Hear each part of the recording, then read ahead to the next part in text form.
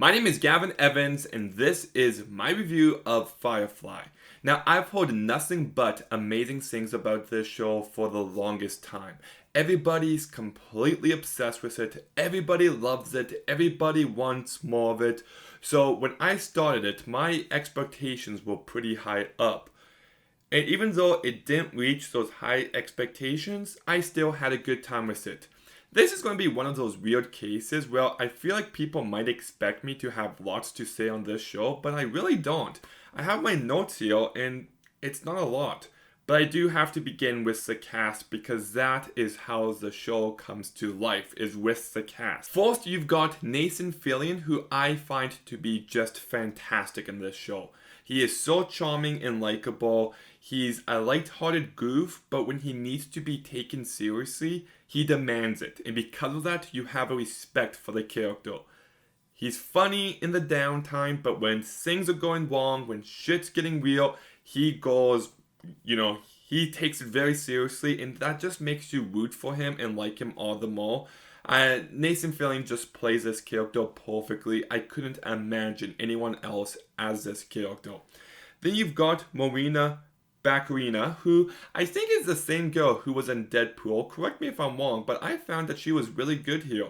I thought she was cute, she was charming, you understand the appeal behind her character, and she does have a great back and forth with Mel Reynolds. Then you've got Gina Torres, who I found to be a badass. I liked her dynamic with Mao and Wash, and I just enjoyed her as a character. You've got Alan Tudyk, who is the chicken from Moana. That's always the first thing I think of when I hear his name. Just the chicken, hey, in Moana. Because just the fact that he voices a chicken that just goes, oh, the entire movie just cracks me up. But no, he is really good here. He's funny, he's likable, he's a lovable idiot. Then you've got Adam Baldwin, who I do really like the character he plays, because you never know if you can fully trust him. And you're always a bit uncertain on him, and that just allows him to stand out, and Adam Baldwin portrays that so perfectly. Then you've got Sean Mayo, and I found him to be great. Anytime he was on screen though, I kept thinking that he looks a bit like BJ Novak. Maybe that's just me, but that's who he reminded me of. But he plays a good guy looking out for his sister, and he does that incredibly well. And Summer Glau plays his sister, and she does a really good job too. Then you've also got Jewel Strite, and I think she's very likable and cute in this show. You've got Juan Glass, who I think is just great here. There's this one episode where his hair is just sticking out, and I found that to be absolutely hilarious. Kind of reminded me of Albert Einstein, but I like that moment. And even though she's not a regular cast member, I do have to talk about Christina Hendricks, because in just the 2 episodes she's in, she really manages to stand out. While I was watching it, I'm just like, she would have been the perfect Poison Ivy. But she's sexy, she's manipulative. She would have been a great recurring villain throughout this entire show, and she's great in the time she's in it. You've also got Richard Brooks, who is in one episode, and I found him to be hilarious as this bounty hunter. So the guest stars in the show are also really good along with the main cast. And I just love how each character is so different from each other. Like, you've got a prostitute, a priest, a captain, a married couple, a brother and a sister, and just everyone is so vastly different, allowing each character to stand out. Their interactions with each other are really funny and entertaining, and I also love the fact that this show has not just one, but 2 will days or won't days. I love it when you've got yourself a romance in a show and you're just like, are they going to end up together? Are they not? What's going on? I love stuff like this, and the show has 2 of it, so that's really good. I also love how the show just has a very light-hearted, funny vibe to it throughout, and I also like how each episode has a unique type of conflict, allowing each episode to stand out.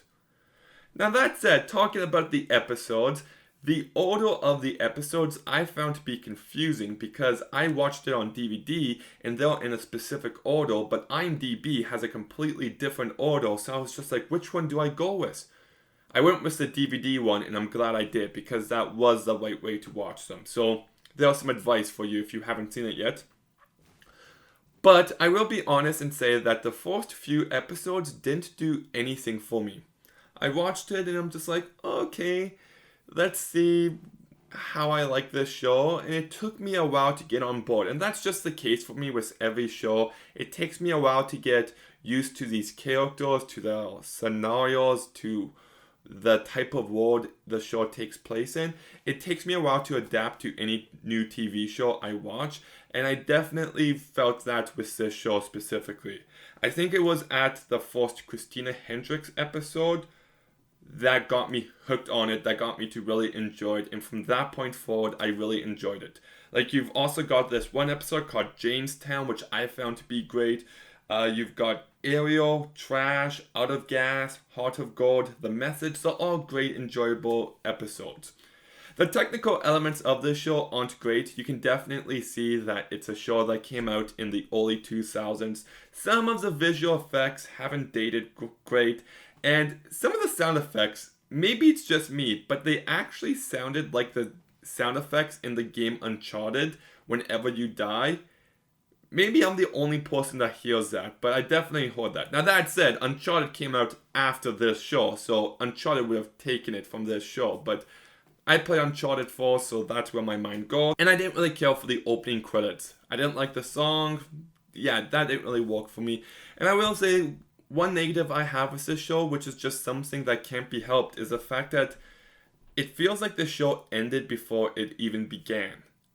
Like, I feel like I was just getting used to these characters. I was just starting to really enjoy it, and now it's just gone. And it's just a shame things happen that way.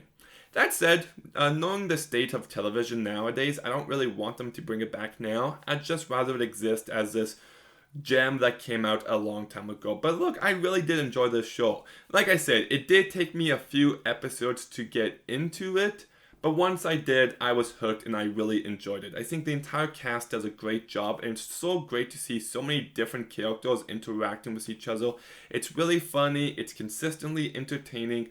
What's not to like? So I'm going to go ahead and give Firefly a 7 out of 10. Okay, have you seen Firefly? What did you think about it? Let me know in the comments down below. Make sure you like, make sure you comment, make sure you subscribe. Stay tuned for some more videos soon, and Gavin out.